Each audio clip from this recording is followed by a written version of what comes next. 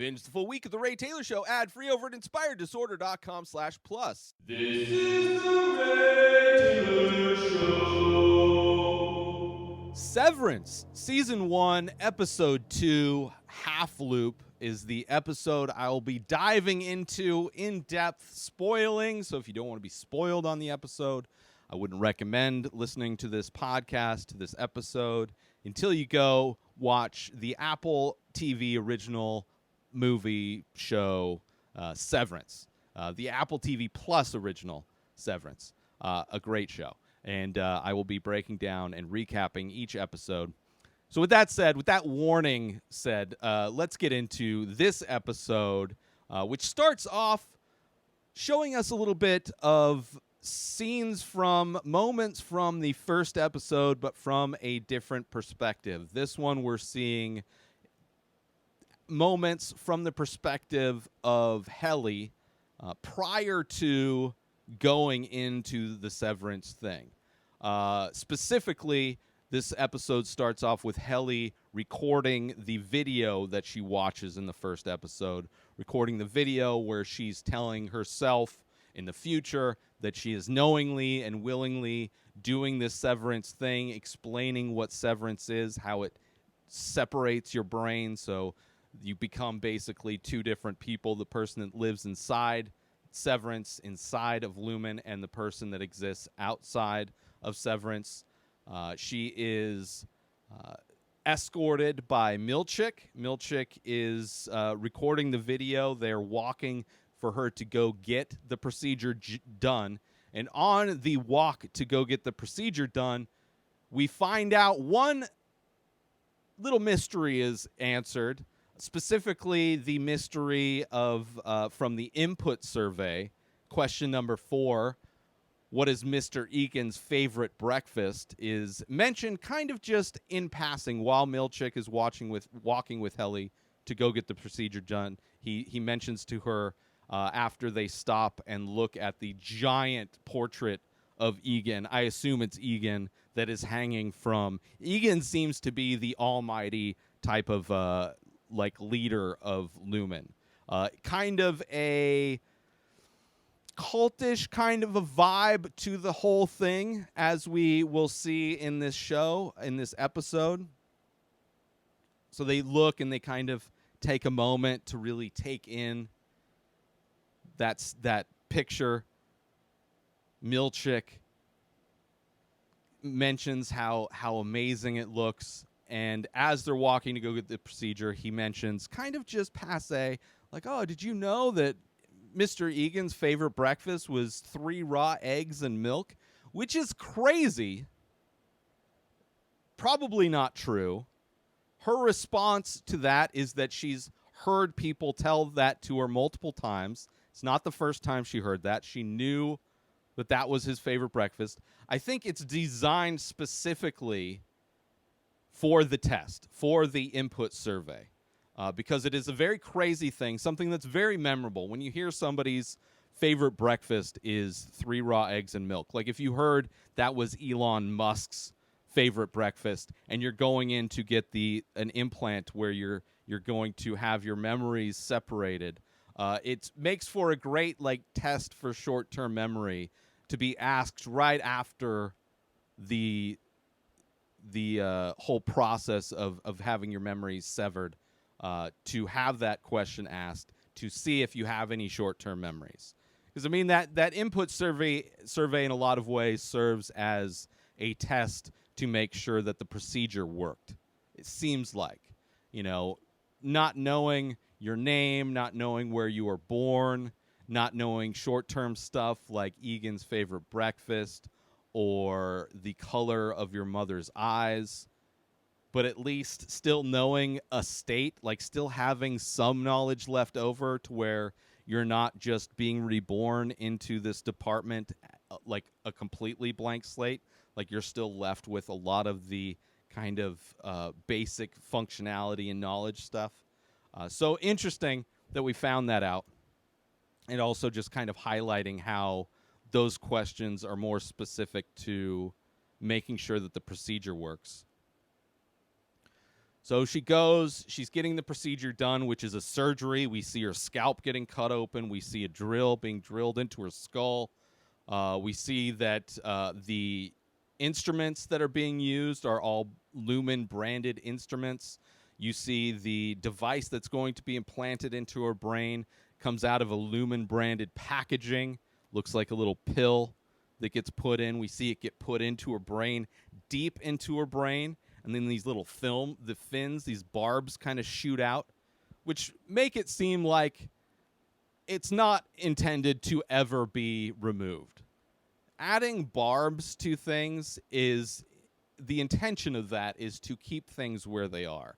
There's reasons why fish hooks have barbs, to make sure that the fish doesn't fall easily off the hook.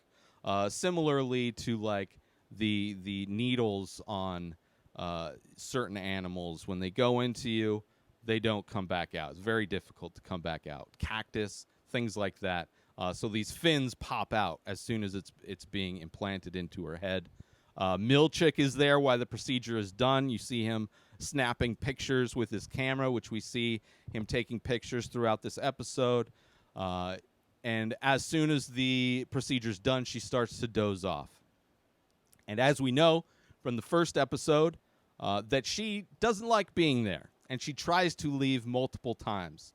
So as this episode is from the outie's perspective, which the terms of outie and innie are introduced in this episode, as her outie wakes up, it is not after work, which it is supposed to be after work. It is her trying to leave in the stairwell. And we see that scene from the outie's perspective in this episode, where Milchick is at the other end of the door, right? Mark on the inside from last episode, he's not even allowed to look around the corner to see, probably to make sure that he doesn't see Milchick on the other side of the door. But Milchick is there when she wakes up. And he's like super positive. He's like, oh, this is the place where we bring people who are having trouble adjusting.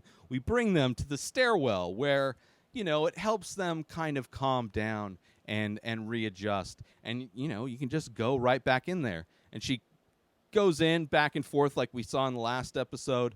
Her reactions to things is that her outie is aware. She's very instantaneously knows that she doesn't want to be in there, that her innie is not happy in there. So it's like, even though her innie is clearly doesn't want to be there and she thinks that her outie is just not aware of it, her outie knows. Her outie knows. So that very interesting that her outie knows and is still fine with putting part of herself inside of this this work environment. And Milchick says something very interesting also. He says that it's a miracle that you're here and that what you're doing is amazing. Right? Something that he probably wouldn't say when Mark had first gotten severed and he was trying to leave, if he ever did try to leave.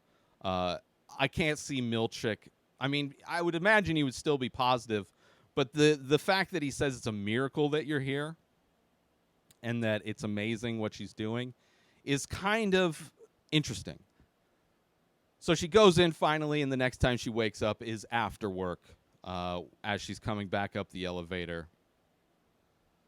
So we start the episode with that, with Helly.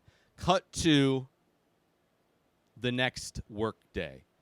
Mark coming into work. He's the new head of the department, so he's the first one there, flipping on the lights. He has a checklist of things that he needs to do, which most of the duties for him are mainly janitorial. Sweeping the floor, filling the soap dispensers, dusting the things, cleaning off the desk, make sure the keys on the keyboard works. But one specific thing that you only really notice if you pause the show, which I paused the show, to get a closer look at this checklist that he has to do, is that he has to go to the portrait of Mr. Egan and pay his respects or acknowledge it in some way, whether it be verbal or nonverbal.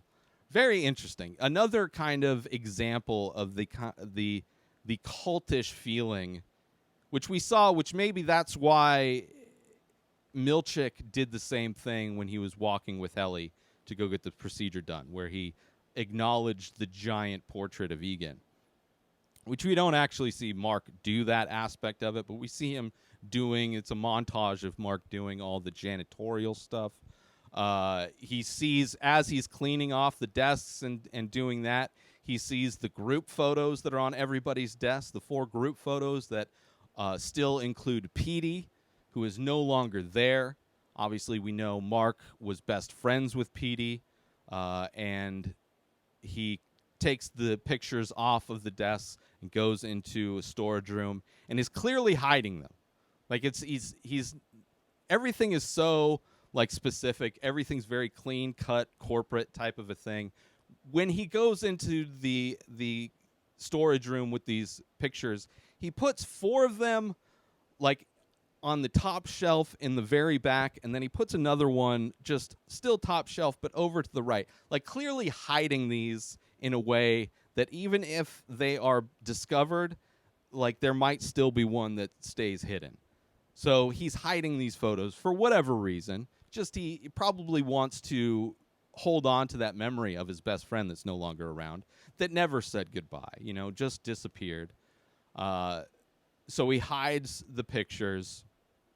Helly comes in, and she's confused because when you're severed, the moment you clock out and go in the elevator, the next moment you are conscious is when you're going back to work. And so you have no memory of going home. You have no memory of going to sleep. The reality of being severed is that you are forever awake at work. Forever awake at work. And there is a line from the first episode that Cobell says where, hell is something that is an imaginary thing that humans made, but humans are good at bringing those imaginary things to life. And for anybody that's ever had a job, to consider the possibility that your entire existence would be awake at work, never get the break of going home, never getting the feeling of sleeping. Although Mark tells her that, it's like try and focus on what it feels like to be refreshed. Try and the effects of sleep. Like you may not be aware that you are sleeping on the outside, but try to focus on what the effects of sleep. And he also lets her know that it's been a weekend. So it's not even that it's been a day. A whole weekend has passed and nothing has changed. For Helly and for everybody else that works in the Severance department, in the data collection or data refinement department, they're just there still, which is, to think of that is hell on earth, especially if it's this type of a job, a corporate job where you don't even know what you're doing. You're looking at an old-timey computer screen with jiggly numbers on it, and you're supposed to get an emotional response. So you never sleep, you never leave, nonstop. They leave. That's a little conversation they have in the storage area. They go out to the desks. You see Dylan is there. Irving is there. Dylan's talking about the incentives that are part of Lumon. Let's pull those up. It's so depending on how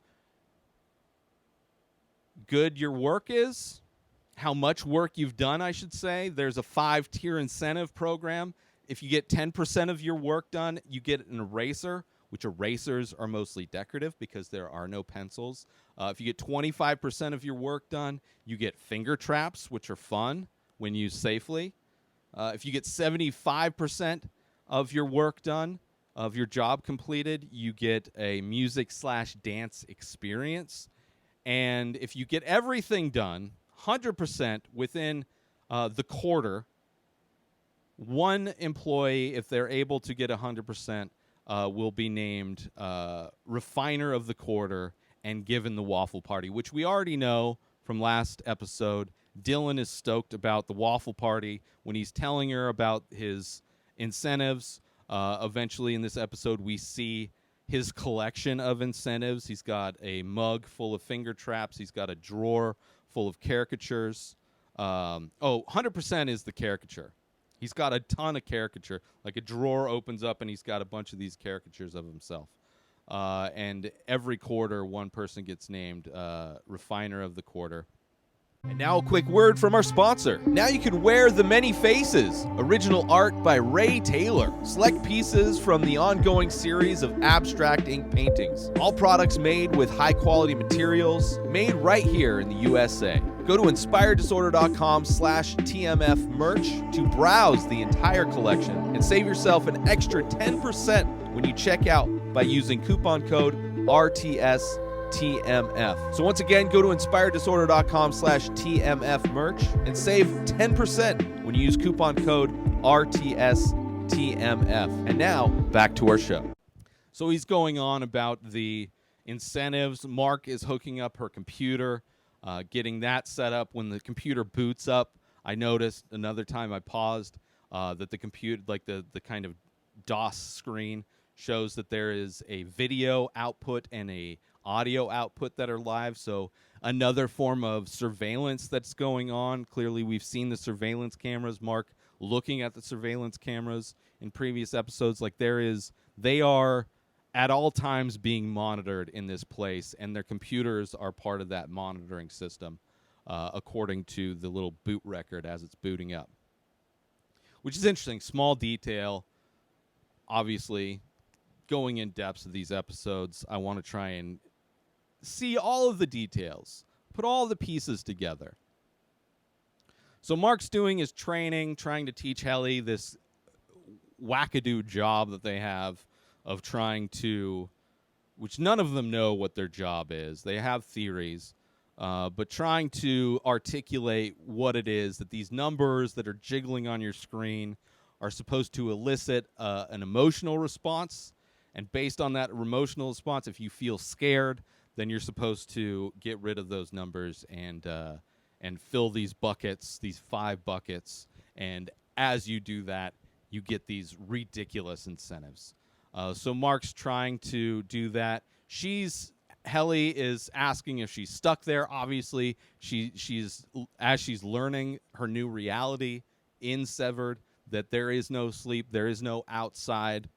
This version of herself is going to be up and running constantly. So she asks if she's stuck there. She's like, can you request? And they say you can request, but most requests are denied. So there's no communication with your outie. You can't write notes. They have detectors in the stairwell. They have detectors in the elevator, where if you try to pass a note to your outside self, they detect that and they restrict that ability. And Mark says that, if you were to quit, then it's like you're killing yourself. Like, the person that exists within Severance will no longer exist, and that part of yourself will no longer exist. So in a way, you're killing yourself. And for Mark, he just experienced a loss. For him, for his best friend Petey just disappeared. He doesn't know what happened to him. So for Mark, it is a bit more of an emotional situation. Milchick comes in because Helly is the new hire. They're having a party, quote unquote party, and during this party, they have a little ball game where they hold the ball, they tell the group about themselves, and then they pass the ball, and it's kind of a corporate way to get to know each other. And of course, Helly doesn't know anything about herself. Like, she doesn't know everything's been erased. Everything she knows, she's been told. Like, even her name. In theory, her name could be different on the outside. With the input survey, she didn't know her name.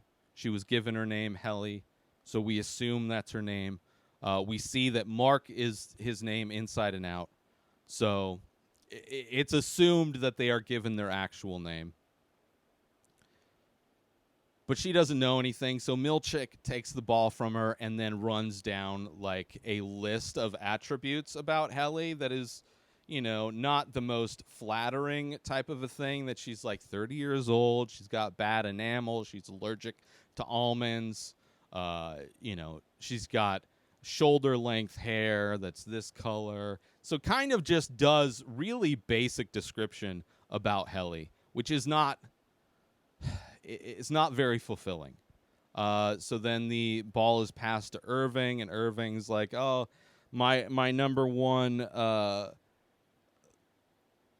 Like he's very thankful for all the 9 core Lumon principles, which he's asked to name which his favorite is, and I think it's I forget what he said. It's like cheer or something like that. Very just innocuous type of thing, which I think gratitude is another one of the core principles for Lumon. Let me see if I have that. Core principles, cheer and gratitude are the two. They didn't specifically say gratitude was, but it seems like based on some things that gratitude is brought up multiple times in this thing, and is mentioned also after. So Irving passes the ball to Helly. She doesn't know. Milchick gets it. Milchick passes it to Mark. Mark is like, says the same thing that he said last week. Milchick calls him out on it, and then Mark confesses to breaking protocol from removing the pictures from the desks when he wasn't supposed to. Irving brought this up. Irving, his character, clearly a stickler for the rules. He even printed out the page of the rule book that says you're not supposed to remove the pictures from the desks until a new picture is replaced. Like, everything is very corporate, written down, pre-prescribed rules. And Mark admits to this thing, and Milchick, to throw it back in Mark's face, while also introducing the fact that there was another person that had worked there that left before Petey, telling Mark that, why didn't you have the same type of sympathy when Carol D left? So there's another question. Who is Carol D? Why did she leave? The differences between Carol and Petey is that Petey just disappeared, whereas Carol had a video that was shown to everybody with her saying thank you as she left. So there was some closure, at least with Carol, being the big difference between those two. And that is where we are told from Milchick that everybody should be like, Mark says that because Pete disappeared, it's like, we don't know what happened to Pete. He could be drunk on a beach somewhere, or he could be dead. We don't know. And Milchick's like, well, what we do know is that he didn't die here. Nobody dies when they're here, and we should all be grateful for that, which is just another instance where they bring up gratitude. And then it is party time with the melons, and they take a group picture. Helly, again, not believing the fact that there's any kind of code detectors, writes down something on a piece of paper and starts running to the elevator because she wants to quit. She wants to get out. And as soon as she gets in the elevator, sirens go off, and we're introduced to another character, one we heard of in the last episode. Mr. Grainer shows up to pull Helly out of the elevator. Thankfully, Mark is there and takes the heat for Helly, blaming the situation on himself, that he didn't properly train her, that he's new to training people, and that he, didn't clearly state, which he did. So he's taken the fall for it, probably knowing what's going to happen, what kind of punishments await, because Mr. Grainer takes Mark to the break room, which is our first introduction to the quote-unquote break room, where Mark goes in the break room, and it's just a long, dark hallway. At the end of the hallway, the door opens, and it's Miss Cobell. So we don't know yet what happens in the break room, but it is dark, it is ominous, it is clearly the place where punishment takes place, and sadly named the break room. Probably not break as in a rest room, like a room at which you rest and take a break from your work. Possibly a different use of the word break. So cut to now Mark is on a date with somebody who is a midwife. His sister is having a baby, so she thinks that maybe he's interviewing her for a job while they're on this date. She mentions that half of the town is part of Lumon, so clearly we saw the parking lot in the previous episode full of cars. That is because half of the town is there. They leave their date, and Mark had been drinking throughout the date. He is drunk. He sees these people protesting, handing out flyers. They are part of the Whole Mind Collective. So not only are there congressional problems that Lumon is facing, most likely because of this severance thing, but there are people out in the streets protesting. There is a group called the Whole Mind Collective that is protesting and handing out flyers, and Mark gets in an argument with them.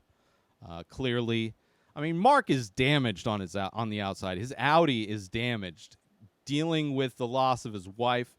Instead of going to therapy, instead of dealing with that and getting help, he's running away from that. He's running away and hiding in Severance and thinking that that's going to help him out. So probably adding to the drinking that Mark is doing, adding to his mood, and attacking people because it is the one thing that is allowing him to escape from the pain, is going into work. Then cut to Mark now at home. Soon as he gets home, opens up the fridge, cracks open a beer. There's a knock on the door. He's about to look at that letter that Petey gave him when there's a knock at the door, and it is neighbor Selvig, and she brought him some cookies. She's experimenting with a new recipe using chamomile, obviously. Previous episode, she's very concerned with Mark getting his proper sleep. Chamomile, an herbal tea, generally drinking as a tea, but I would imagine eating it has the same effects, is generally used at nighttime to help you relax. So she brings him some chamomile tea as an apology for confusing the bins, the recycle and trash bins. And then she has another, like anytime Cobell slash Selvig speaks, it's like in a riddle. And she says another thing about her husband, her late husband, which who knows how true that is. But she has this thing about her husband. My late husband was a carpenter.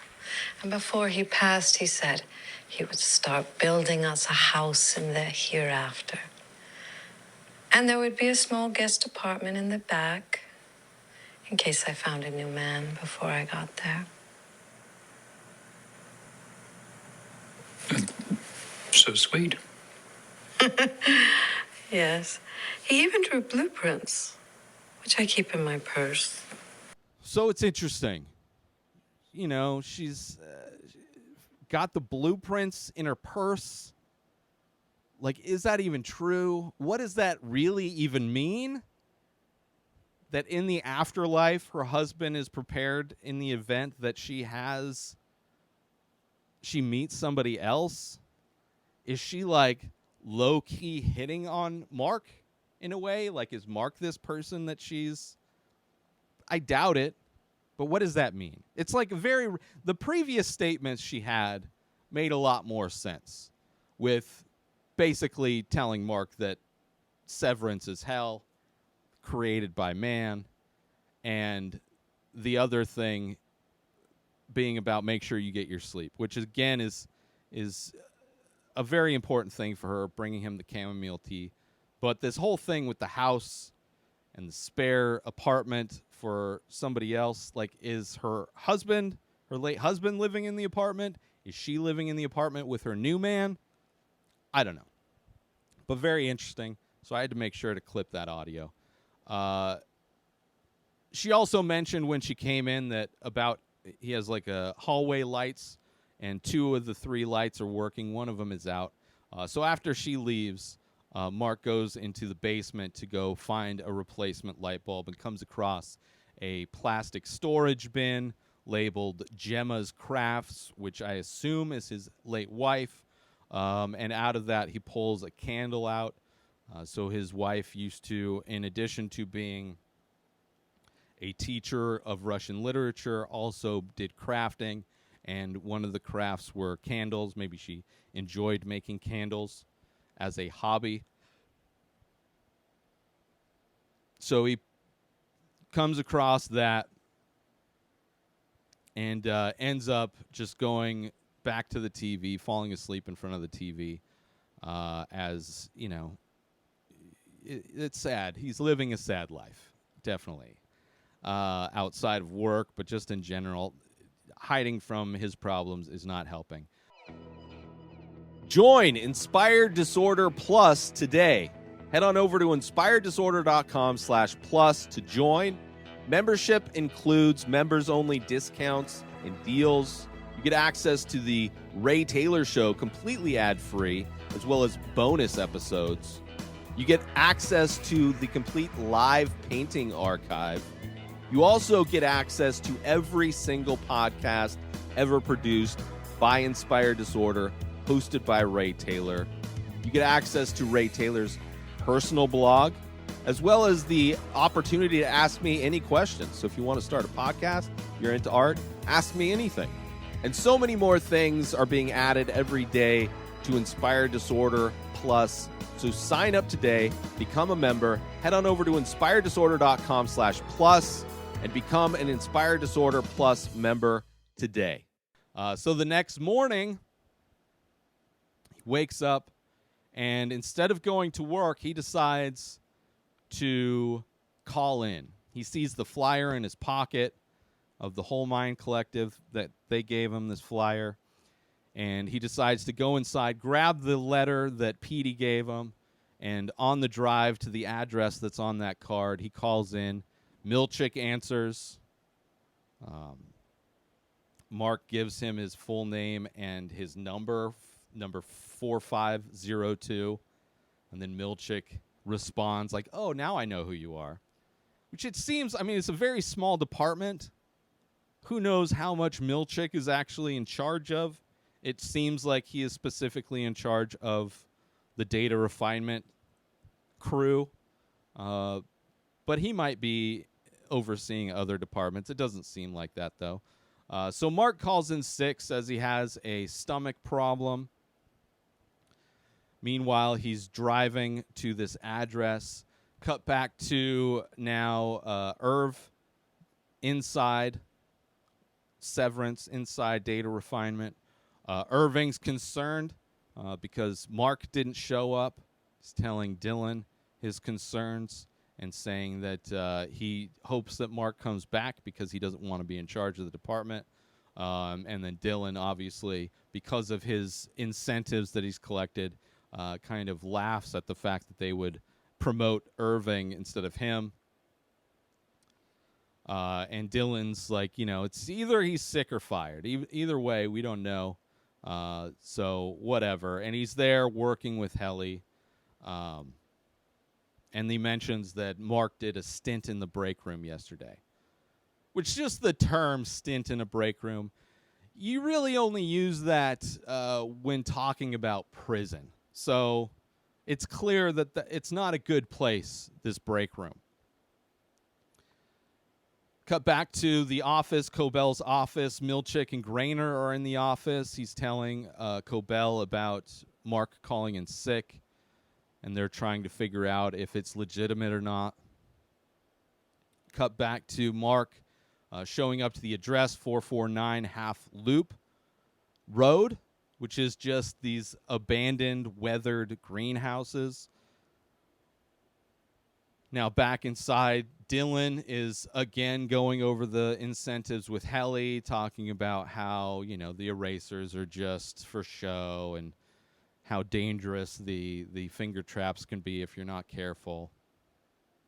They also mention this thing they call Mark's freshman fluke when talking about, productivity and things. And it seems like, I would imagine that when Mark first started, maybe he overperformed and did a lot of things. Maybe that is why he has that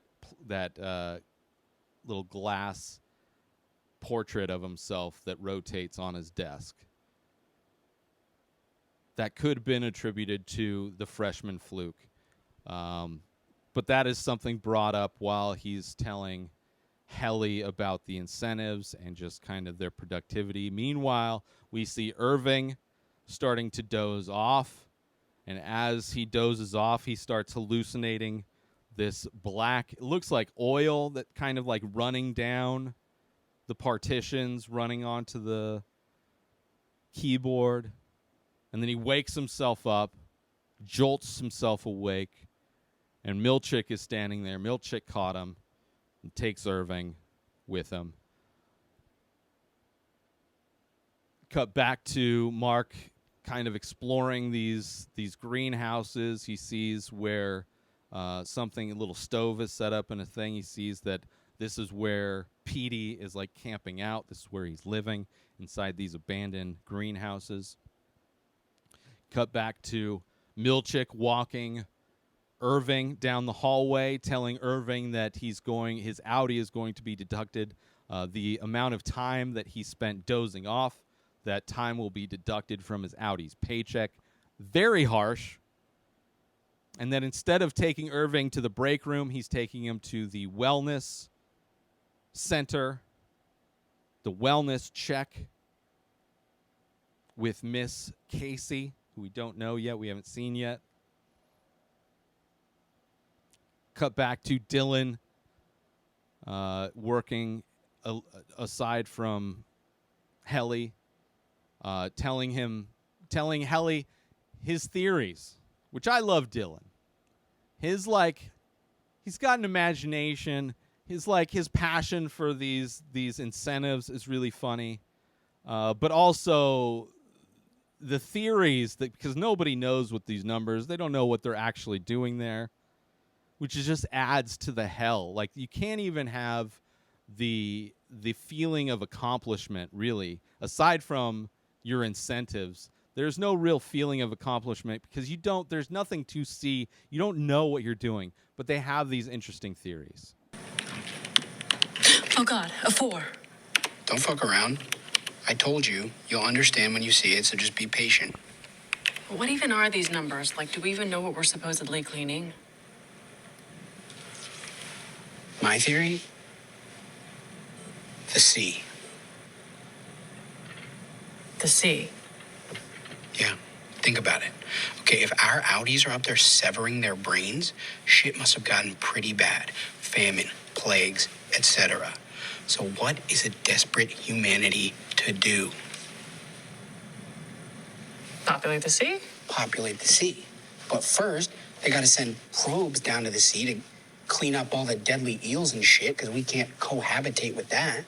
So we send the probes down, they send us the data coded, we sense what's eels, and then we tell the probes what to blow up. This is the leading theory?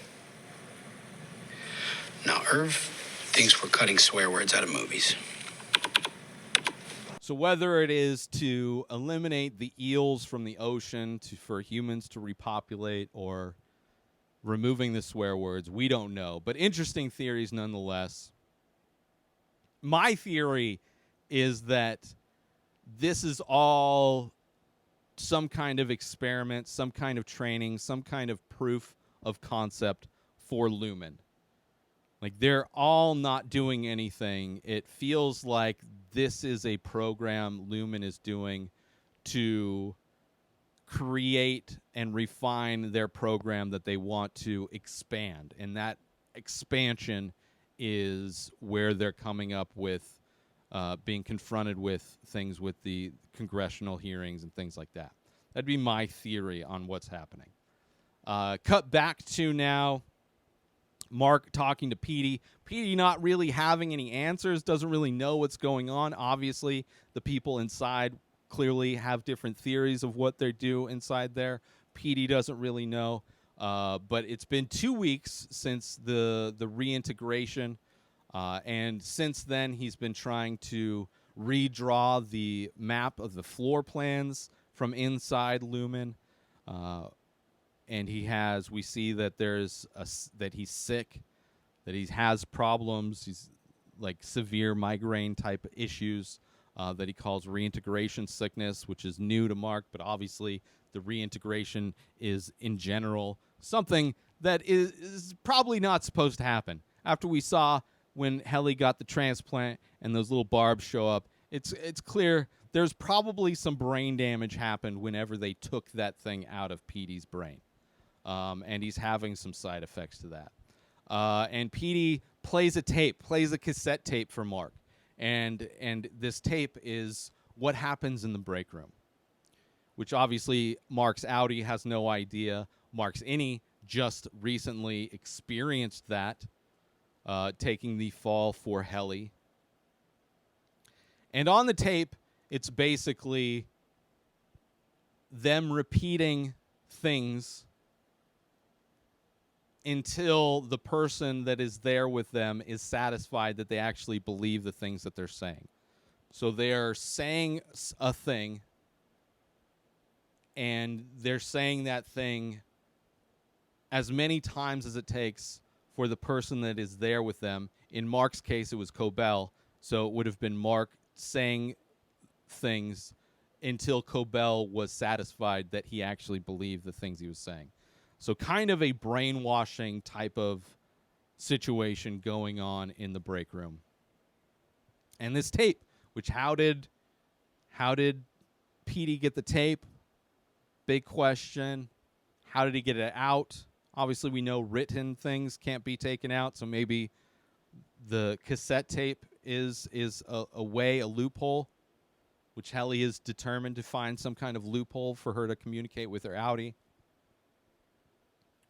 Cut back to Irving at the wellness in like the lobby area. There's like little placards on the wall inside this lobby of like motivational statements, and each motivational statement is quoted as being said by Egan, which is another addition to the whole cult type of a thing. Let me see what are the wellness. Do I have it written down here? Yeah, quotes on the wall. Let no weakness live in your veins. Tame thy tempers were the two that you could read in the background while Irving is in the waiting room. While he's waiting, he sees another guy come out. We see another person from another department, from the design and optics and design department. We have Burt, played by Christopher Walken, and they are both. Irving is looking at this painting that is hanging on the wall. Burt, we find out, as part of his duties in optics and design, is to hang these paintings and move them around the facility. They also design like tote bags and other things that are part of the company. Part of a very small department. There's only 2 people in this department of optics and design, but you can see that Irving hits it off with Burt. Burt just coming out of this wellness thing, so who knows what he did to be put in there. But we get to see a new character. Then Irving is brought in. We get to see Miss Casey. She brings Irving in. It is very much, the way she speaks is very much like a guided meditation type of a soothing type of a voice. And there's a tree inside this room. There's birds chirping, audio of birds chirping. There's Lumon branded aromatherapy going on. And Miss Casey, in the soft, soothing voice, she tells Irving that she's going to be reading attributes of his outie, and that he's not supposed to acknowledge or react in any way more so to one of these attributes than another. He's just supposed to input it. And there's a few of the attributes, which are these attributes are crazy. But there's a few of the attributes that Irving reacts to, and we find out that they start a wellness check with 100 points. And each time they react, they lose 10 points, which is another, like if you were to corporatize meditation in some way or wellness, this is how they would do it. And some of the things that she reads, your outie is generous, your outie is fond of music, your outie is fond of children, the elderly, and the insane. Your outie is strong and can lift heavy objects. Your outie attends many dances and is popular. Your outie likes films and owns a machine that plays them. Your outie swims well, and this he reacts to that, loses 10 points. Your outie won a game and has a trophy 2 weeks ago. Your outie values water. Your outie has a picture in a newspaper with his trophy. Your outie has no fear of muggers or knaves. Your outie likes the sound of radar. Your outie is skilled at kissing and lovemaking, and he reacts to that as well, loses another point, another 10 points, and she says if you make another sound, then you're going to lose all this and you're going to go to the break room, which is kind of brutal. Like, you can't even react to these wacky things that your outie is supposedly good at. Clearly all made up stuff. Just designed to, like, make you feel good, like, make you want to not mess up for your outie on the outside. You know, don't doze off because you're going to get deducted. Your pay is going to be deducted, and you're going to be messing with this person that's so amazing on the outside. Cut back to Helly, still determined to pass a note, still coming up with new ideas. Irving gets back and is refreshed. Irving mentions that he ran into Burt, met Burt, and Dylan hates Burt. Dylan hates Burt. Dylan hates everybody that's not part of their department. And right then, Helly's like, oh, she finally sees. She gets an emotional response, and there's these numbers. So Irving and Burt go over, or no, Irving and Dylan go over to her and show her how to properly select it and put it in the bin.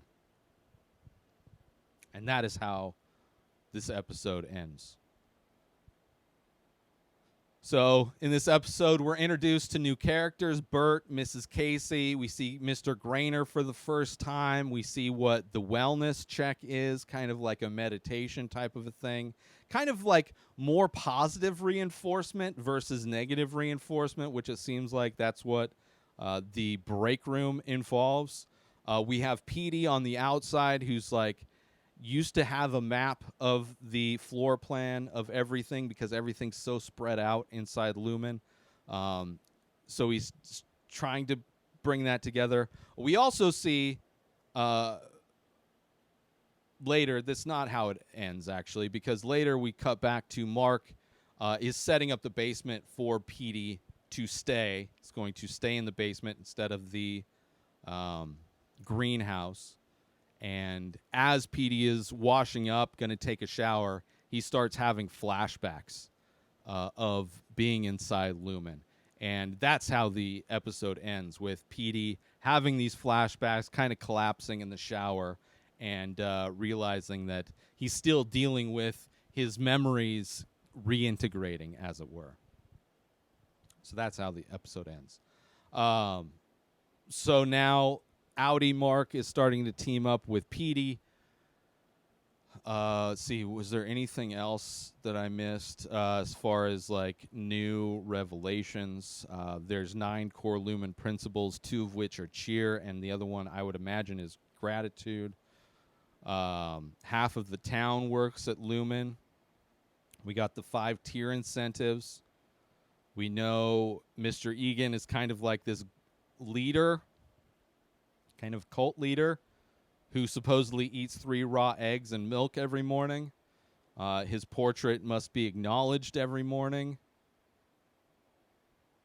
How many departments are there? What is Mark's freshman fluke?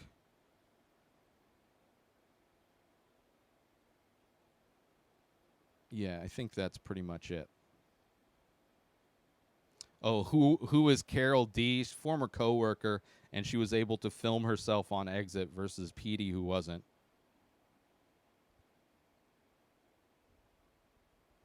But yeah, that's it. Until next week. New episodes of The Ray Taylor Show come out every single day. Subscribe on YouTube and everywhere our podcasts are found. Binge the full week over at inspireddisorder.com/plus. Buy Ray Taylor Show merch over at inspireddisorder.com. And follow the show on Instagram at Ray Taylor Show. Have a wonderful day, everybody. Peace out! Today is the day where you wake up and you realize that everything that you've been dreaming about, everything that you've been wanting, every goal and wish and hope that you've ever had can become real. Dreams can come true.